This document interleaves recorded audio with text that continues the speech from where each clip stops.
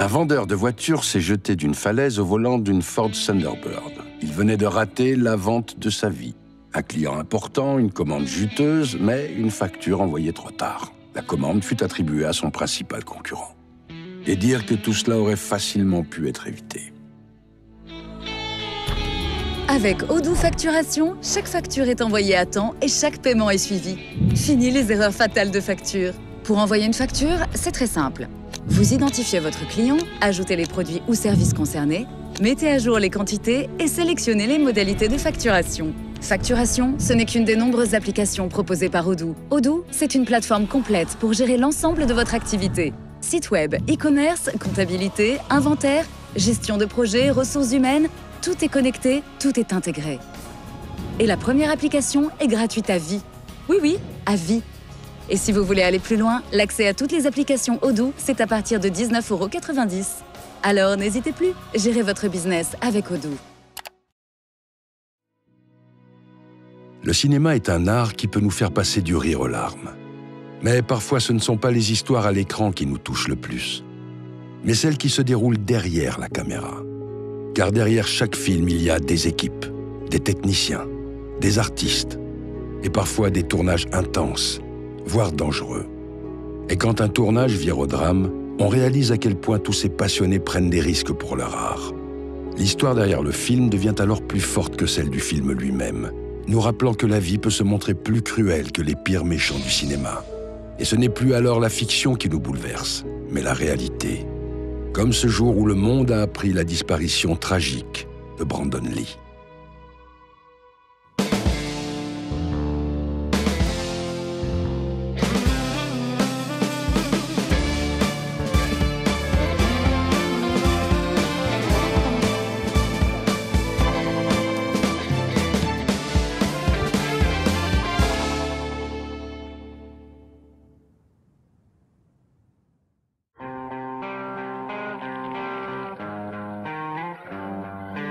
Mourir au sommet de sa gloire, c'est cruel, mais pas autant que de mourir juste avant. Le cas sur lequel je travaille est un dramatique accident de tournage. Aujourd'hui, je vais vous parler de la mort tragique de Brandon Lee. Né le 1er février 1965 à Oakland, Californie, Brandon est le fils du légendaire Bruce Lee, icône mondiale du cinéma et des arts martiaux. Il grandit dans une atmosphère marquée par la discipline, la philosophie et l'ambition artistique. Mais en 1973, alors qu'il n'avait que 8 ans, son père meurt tragiquement. Brandon déménage alors avec sa mère et sa sœur à Los Angeles. Sa jeunesse sera marquée par une quête identitaire et le poids de l'héritage paternel. Un héritage dont il tentera de se défaire. Au début des années 90, Brandon Lee est une étoile montante du cinéma d'action. Il obtient quelques rôles notables, tout d'abord dans un film hongkongais, Legacy of Rage, puis dans Showdown in Little Tokyo aux côtés de Dolph Lundgren, et enfin dans Rapid Fire, un thriller qui met en lumière son charisme et ses prouesses martiales. Ces rôles, bien que modestes, révèlent un acteur talentueux et déterminé à s'émanciper de l'ombre de son père. Brandon rêve de devenir lui aussi une véritable icône du cinéma d'action. Le rêve de Brandon allait bientôt se réaliser. En 1993, pour l'adaptation de la bande dessinée The Crow, le réalisateur Alex Proyas cherche un acteur pour incarner Eric Draven, un personnage à la fois vulnérable, romantique et brutal. Brandon Lee, grâce à ses aptitudes physiques et sa présence magnétique à l'écran, semble idéal pour le rôle. Lors de son audition, il impressionne par son interprétation intense et l'émotion qu'il insuffle au personnage. L'opportunité dont il rêvait arrive enfin. Brandon Lee est retenu pour incarner le personnage principal du film The Crow, une œuvre aux origines tragiques. James O'Barr, l'auteur de The Crow, a vécu un drame au début des années 80. Alors qu'il vivait une relation amoureuse passionnée, sa fiancée âgée de 18 ans fut tuée par un chauffard en état d'ivresse. We were supposed to be married after we graduated, and she was killed by a drunk driver. And I was like pretty much just destroyed. Cet événement fut un choc incommensurable pour James, le plongeant dans une douleur qu'il eut du mal à surmonter. Cherchant un exutoire à cette souffrance, il se réfugie alors dans le dessin. Et c'est dans cette période de deuil et de douleur qu'il commence à travailler sur un comic book intitulé The Crow. L'histoire tragique d'un musicien assassiné, revenu d'entre les morts pour venger sa propre mort et celle de sa fiancée. Une histoire sombre inspirée d'un fait divers. Si c'est bien sa propre douleur qu'il insuffle à son œuvre, James Hobart s'est aussi inspiré d'un autre drame pour concevoir son histoire. Celui d'un jeune couple assassiné en pleine rue pour une bague de fiançailles valant à peine $20. Un fait divers qui l'avait profondément marqué, faisant écho à sa propre blessure. The Crow puise donc à la fois dans la souffrance intime de son auteur et dans l'horreur d'une tragédie bien réelle. Mais un autre drame viendra s'ajouter à la liste. Les spéculations entourant la mort de Brandon Lee sont nombreuses. Certains y voient une malédiction pesant sur la famille Lee. Des rumeurs farfelues parlent même de sabotage délibéré ou d'une vengeance orchestrée par des ennemis de son père. Ces théories, bien qu'infondées, contribuent à alimenter le mystère et la fascination autour de cette tragédie. La vérité est pourtant bien moins exotique. Le 31 mars 1993, dans un studio de Wilmington en Caroline du Nord, l'atmosphère sur le plateau de The Crow est studieuse. La scène en question est cruciale. Eric Draven rentre chez lui et surprend des criminels en train de violenter sa fiancée. L'un des hommes, armé, lui tire dessus à bout portant. L'équipe technique prépare cette séquence avec minutie. Un revolver Magnum est chargé avec des balles à blanc. Mais un détail capital échappe à l'attention des techniciens. Et comme chacun sait, le diable est dans les détails. Le moteur est demandé. L'action lancée. Brandon entre dans le cadre, concentré et habité par son personnage. Lorsque Michael Massee, qui interprète l'un des gangsters, tire avec l'arme qu'il croit sécurisée, personne ne réalise immédiatement ce qui vient de se passer. Brandon s'écroule, comme prévu dans le scénario. Mais son cri d'agonie, puis son immobilité inquiétante ne font pas partie du jeu. Le plateau se fige. Une effroyable vérité éclate. Brandon Lee est touché. La tragédie de Brandon Lee n'est pas seulement un accident, mais le résultat d'un enchaînement de négligences techniques. Quelques jours auparavant, ce même revolver avait été utilisé pour des prises de vue rapprochées avec des munitions factices vidées de leur poudre. Malheureusement, l'une d'elles s'était partiellement désintégrée et un projectile était resté coincé dans le canon. Le jour du tournage, lorsque la cartouche à blanc fut tirée, la charge explosive expulsa le morceau de métal, le propulsant comme une véritable balle. Une balle qui s'est logée dans l'abdomen du comédien. Transporté d'urgence à l'hôpital, Brandon Lee subit une intervention chirurgicale de plus de 6 heures. Les médecins tentent l'impossible pour réparer les dégâts internes causés par le projectile, mais la blessure est trop grave. À 13h03, Brandon Lee est déclaré mort. La nouvelle plonge sa famille et l'équipe du film dans la stupeur. Il avait 28 ans. Mais ce drame avait fait une seconde victime.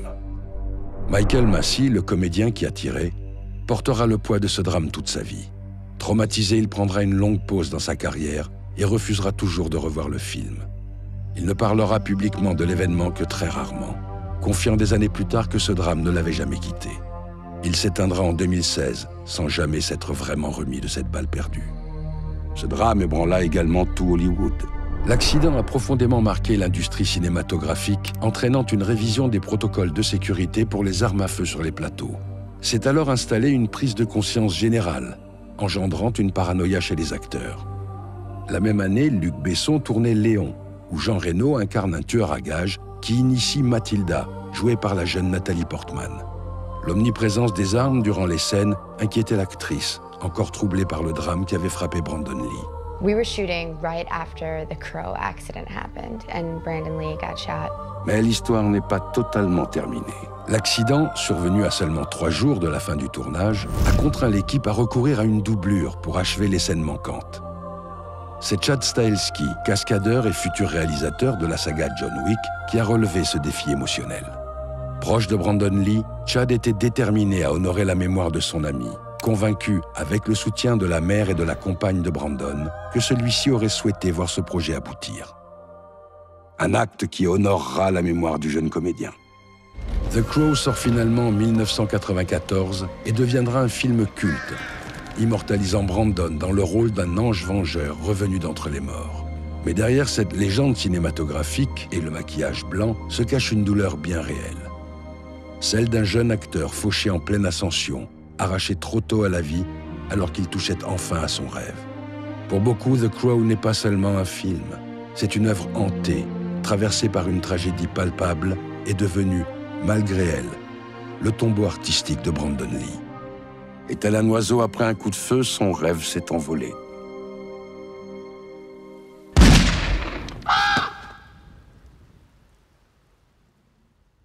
Quand on vous dit que les corbeaux sont des oiseaux de malheur, la mort de Brandon Lee nous rappelle que le métier de comédien n'est pas de tout repos. Entre les cascades périlleuses, les conditions de tournage parfois extrêmes, les longues heures de travail, les tensions physiques et mentales, les risques sont bien réels.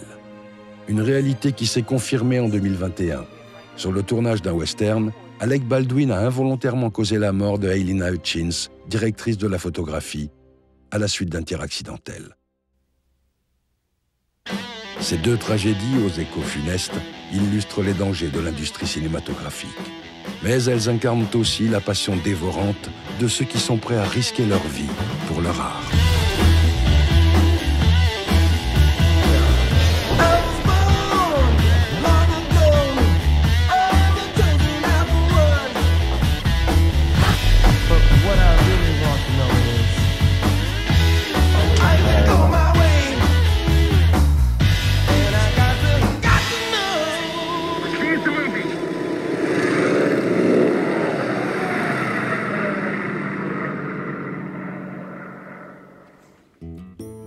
Le destin est parfois un scénariste cruel, surtout quand on sait ce qui est arrivé au père de Brandon. Mais ça, c'est une autre histoire. Allez, je vous laisse. La mort m'attend.